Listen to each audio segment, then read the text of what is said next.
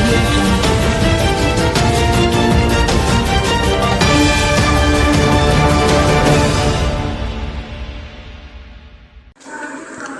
गुरु पूर्णिमा के पावन अवसर पर भक्तों ने श्रद्धा और भक्ति भाव के साथ चरण पादुकाओं का पूजन कर गुरु का आशीर्वाद प्राप्त किया। आदिकाली से त्रेता द्वापर सतयुग से ये परंपरा हमारी चली आ रही है।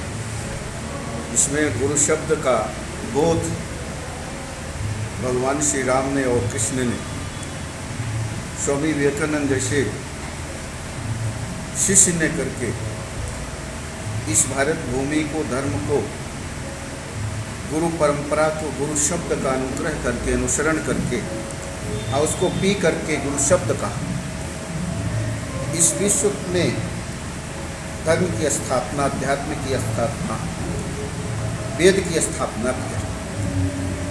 गुरु शब्द शब्द नहीं है, गुरु शब्द अमृत है। और गुरु शब्द अमृत जिस तरह से अमर कर देता है शिष्य को, समाज को, इस भूमि को, धर्म को, राष्ट्र को, उसी तरह से गुरु शब्द को जो पान कर लेता है, जैसे गुरु मंत्र आप सब लेते हैं, सबकी परंपरा है, तो गुरु मंत्र जो होता है वो गोपनीय होता है, उस भगवान को मिला देता है।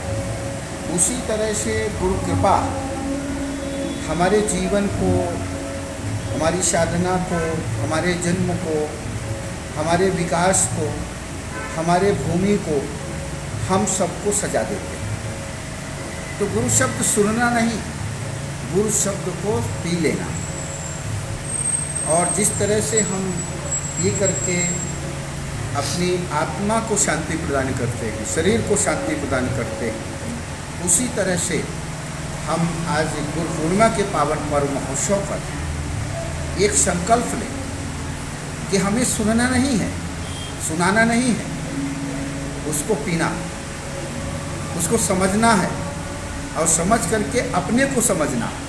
और जब तक हम अपने को नहीं समझेंगे तब तक हम गुरु कृपा को, गुरु शरण में जाने से अपने आध्यात्मिक उन्नति को हम नहीं प्राप्त कर सकते। तो इस गुरु पूर्णिमा के पावन महोत्सव पर शहरवासियों को, पूरे विश्व को, चराचर जगत के सृष्टि की जिस ईश्वर ने माँ ने रचना किया है, सभी को बहुत बहुत शुभकामना और सभी गुरुओं को मेरा नमन। और आज के समय में बहुत सारे लोग गुरुओं के पास जाते हैं और जाने के बाद जिस तरह से जल को पी करके शांति प्रदान कर लेते हैं और फिर भूल जाते हैं जब तक प्यास नहीं लगती। लेकिन ये प्यासे रहना गुरु के प्रति, जिस तरह से स्वामी विवेकानंद जी ने प्यासे थे, रामकृष्ण परमहंस जी को सारे शिष्य कहते थे, गुरु जी भेद करते, स्वामी विवेकानंद जी को बहुत चाहते। सतगुरु कभी किसी को चाहता नहीं है। सतगुरु तो केवल पात्र देखता है, जैसे जिस जल में आपका पात्र है, जितना है उतना ही उसमें जल समाएगा। तो रामकृष्ण परमहंस ने बहाना करके, एक माई ने कहा, गुरुजी मैं कैंसर से बहुत पीड़ित हूँ, अगर आप कह देंगे तो मेरा कष्ट दूर हो जाएगा। रामकृष्ण परमहंस ने कहा, मेरे कहने से तेरा कष्ट दूर हो जाएगा? बोले हाँ। बोले ठीक है। वो एक संदेश देने के लिए, समाज में अपने शिष्यों में संदेश देने के लिए बहाना, और कैंसर को अपने शरीर में लिया। और जब कैंसर शरीर में इतना फैल गया कि शरीर से मावाद निकलने लगा, तो सारे शिष्य दूर खड़े होकर के डॉक्टर को बुला करके साफ कराते थे। और स्वामी विवेकानंद विदेश गए थे, और विदेश से जब लौटा तो चौराहे में किसी ने के माध्यम से उन्हें जानकारी मिली कि गुरु जी को बहुत आसानी कष्ट है। दौड़ पड़े रुदन करते हुए और जा कर के लिपट गए और एक कटोरा लिया, उस मावाद को कटोरा में निकाला और निकाल करके पी लिया। जब वो उस मावाद को स्वामी विवेकानंद जी ने पीने लगे तो गुरुजी ने कहा, रामकृष्ण परमहंस ने, इसे बाहर कर दे, बाहर कर। बोले गुरुजी जो बाहर की कृपा, आज स्वामी विवेकानंद अंदर का जो अमृत है उसको आप कह रहे हैं कि फेंक दे। तो जो हम कह रहे थे कि सतगुरु का शब्द सुनना नहीं, सुनाना नहीं, उसको पी लेना। स्वामी विवेकानंद जैसे, स्वामी विवेकानंद ने तो मावाद का भरा कटोरा पिया था, और आजकल लोग एक दो शब्द गुरु का अपने जीवन में नहीं पी पाते हैं, उतार नहीं पाते हैं, समझ नहीं पाते हैं, संभाल नहीं पाते हैं, अपने को नहीं संभाल पाते हैं। गुरु शब्द ये स्वयं के लिए नहीं होता है, गुरु शब्द समाज के लिए होता है, देश के लिए, विश्व के लिए होता है। और भगवान ने ही कहा, गुरुर्ब्रह्मा गुरुर्विष्णु गुरुर्देवो महेश्वराय गुरु साक्षात परब्रह्म तस्मै श्री गुरुवे भो नमः। भक्त भक्त भगवंत गुरु चतुर नाम वपु, जिनके पद वंदन किए नासत विघ्न है। मैं संतन के पीछे जाऊं जहाँ जहाँ संत सुधारे, संत सदा मन जाए। तो मतलब भगवान ने ही कहा कि मेरे संत ही मेरे सबसे प्राण है, मेरे आधार है, मेरे जीवन है। संत न होते तो राम होते निपुण हैं। तो संत गुरु शब्द ये सृष्टि है। जिस तरह से सृष्टि की रचना ईश्वर ने किया, तो गुरु शब्द सृष्टि की रचना करने वाले को एक जीवन दे देता है, सिखा देता है, उसको समझा देता है। अब ये है कि हम कितना समझ रहे हैं। अभी रामकृष्ण परमहंस पर हम बोल रहे थे, सब शिष्य थे, उनमें अंतर्भेद समझते थे, लेकिन स्वामी विवेकानंद के पास न किसी के लिए अंतर था, न भेद था, केवल कृपा, सेवा, अनुग्रह। तो इसमें मांगना नहीं पड़ता, चाहे गुरु कृपा हो, चाहे ईश्वर कृपा हो। राम काज कीने बिन मोहिता विश्राम। हनुमान जी जब गए तो मयंक पर्वत ने कहा, विश्राम करो। आप जाते हो, थोड़ी सेवा अगर गुरु संत महात्मा बता देते हैं, दर्द करने लगा, किनारे से निकलने का प्रयास करते हैं। समाज हमारा, देश हमारा, लेकिन हनुमान बनना है, स्वामी विवेकानंद बनना है, लेकिन भाव नहीं अपनाना है। उस धर्म पर, उस सेवा पर हमें चलना नहीं। तो हनुमान जी का जब भाव माँ सीता ने देखा,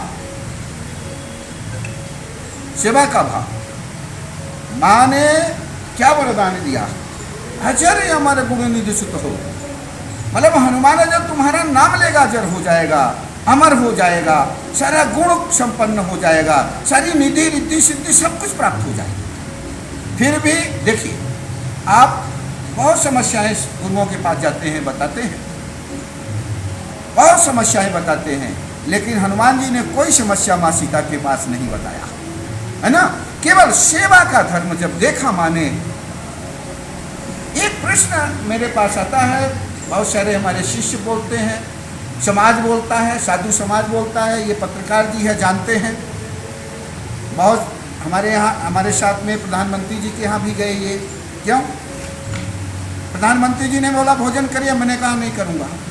ये थे, बोले बड़ी इच्छा थी, हमने कहा नहीं, मैं अपनी धर्म को नहीं पहले हम धर्म रक्षक ही रक्षा, हम पहले धर्म की अपनी रक्षा करेंगे, फिर प्रधानमंत्री जी का, जिस गुरु परंपरा में, जिस धर्म में हम बैठे हैं, तो उसका जब आप निर्वहन कर लो। तो माँ सीता ने वरदान दिया, तो हनुमान जी को सब कुछ देने के बाद कि जो आपका नाम लेगा अजर हो जाएगा, अमर हो जाएगा, सारे गुण रिद्धि सिद्धि सब कुछ मिलेगी। फिर भी हनुमान जी को प्रसन्नता नहीं हुई, और हनुमान जी ने कहा, माँ मुझे कोई प्रसन्नता नहीं हुई। तो फिर कहा, करहूँ कृपा रघुनायक जी, जाओ प्रभु तुम पर सदा कृपा करे। तो फिर हनुमान जी ने शरणागति हो गए। तो अगर शिष्य को चाहिए, इस भूमि को चाहिए, समाज को चाहिए, राष्ट्र को चाहिए, तो सेवा का धर्म चाहिए। मुकुट बांधने से, भेष बना लेने से साधु नहीं होता, गद्दी में बैठ जाने से नहीं होता है। आज समझ में कितना पतन हो रहा है, राज सत्ता में बैठे लोग राज नेतृत्व को नहीं समझ रहे हैं। आज बड़ी पीड़ा होती है जब हम देखते हैं किसी ये फेसबुक के माध्यम से, मोबाइल के माध्यम से, सूचना के माध्यम से जिस राज सत्ता में बैठा है वो भी वहाँ पर भस्मासुर बन करके बैठा है। जहाँ भी देखते हैं वहाँ भी मैं देखता हूँ कि जीवन में लोगों के अंदर मन, बुद्धि, विवेक की, विचारों की, भावनाओं की, सेवा की, सब में अशांति हो गई। और जहाँ मन, विचार, सेवा इनमें अगर अशांति हो जाती है, शांति नहीं है, तो वे जीवन का परिवर्तन होने वाला संभव नहीं है। चाहे आप जहाँ भी जाकर के बैठ जाओ, चाहे साधु भेष में बैठ जाओ, पहले सबसे पहले साधु हो, गुरु हो, पहले अपने को जानो, अपने आराध्य को जानो। और जब तक नहीं जानते हो तब तक तो सनही लगेगा। तब तक ये समझो कि मेरी साधना, मेरी सफलता, मेरे भेष, ये भूषा, ये कुछ भी सार्थक नहीं है। तो आज गुरु पूर्णिमा के पावन महोत्सव पर आप लोगों के चैनल माध्यम से, आप लोग ये अंतर्राष्ट्रीय भी चैनल लिए हो, मध्य प्रदेश में भी लिए हो, तो ये संदेश जाना चाहिए कि हमें अगर हनुमान बनना है तो हनुमान के चरित्र को हम श्रवण करें। शिष्य बनना है तो स्वामी विवेकानंद के सेवा का, समर्पण का, भक्ति का, गुरु के प्रति निष्ठा, कि जिन्होंने माँ बाप भरे कटोरा को पान कर लिया, वो गुरु पूर्णिमा है। वो गुरु पूर्णिमा पावन पर्व है जिसको हम मना रहे हैं। जिन महापुरुषों, गुरुओं के हम आदर्शों को अपने जीवन में कृतार्थ कर रहे हैं और उस मार्ग में हम चल रहे हैं, उस मार्ग में हम बैठे हैं। यही आपके चैनल के माध्यम से हम संदेश देना चाहते हैं। सर्वे भवन्तु सुखिनः, सर्वे सन्तु निरामया, सर्वे भद्राणि मा कश्चित् दुर्भाग्यम्। इस श्लोक का भी चरितार्थ तभी होगा जब उस आपके जीवन में सर्वे भवन्तु का भाव भी जागृत होगा, है ना। बहुत अच्छी बात है। एक संत के पास गए, बोले कि हमारी बीड़ी छुड़वा दीजिए। बोले बीड़ी हम ही ने नहीं छोड़ा तो हम कैसे छुड़वा देंगे। तो जो श्लोक हमने बोला तो उसको कृतार्थ करना, उसको अपना समझना। जब सर्वे भवन्तु की हम स्वयं, मेरे अंदर, समाज के अंदर, हर मानव के अंदर भावना हो जाएगी तो वो परिणित होगा, और नहीं तो होने वाला संभव नहीं। जो आज हमारे समाज में बड़ी पीड़ा होती है, न शिष्य के गुरु के प्रति, न भक्ति भगवान के प्रति जागृत हुई, तो इसको हमको संभालना, इस धरोहर को, इस संस्कृति को, इस सभ्यता को हमको बना के रखना, सम्मान रखना, ये मानव जन्म का पहला, ये जो हम जिस पर्व में बैठे हैं, ये पहला ऋण है, पहला ये हमारा जीवन का क्षण है, पहला उद्देश्य है, पहला संकल्प होना चाहिए, पहला हमारा जीवन का ये उद्देश्य होना चाहिए। फिर सारे उद्देश्यों की पूर्ति हो जाती है। यही गुरु पूर्णिमा के पावन पर्व पर सभी को बहुत बहुत हार्दिक शुभकामना। और जितने हमने शब्द का बोध किया है, कहते हैं योगी का एक शब्द एक युग के बरोबर होता है। अगर हम किसी योगी का, किसी साधु का अगर 1 मिनट समय लिया हो तो आप ना जानते होंगे 1 युग का उसका हमने समय भक्ति से, उसके आत्म शांति का हमने कहीं न कहीं बाधक नहीं, साधक नहीं, कहीं हम अवरोधक बने हैं। तो इस शब्द का अनुग्रह करना, इस शब्द को समझ जाना और अपने को संभाल लेना और बन जाना, हमारे शब्द सभी सार्थक होंगे। ये समय, ये माइक आपका, ये आधुनिक सुविधाएं आपकी, जहां आप ले जाओगे तभी कृतार्थ होगी जब हमारे शब्द को समन कर लेगा कोई, पान कर लेगा। जय श्री काली, मातु नर्मदे हर।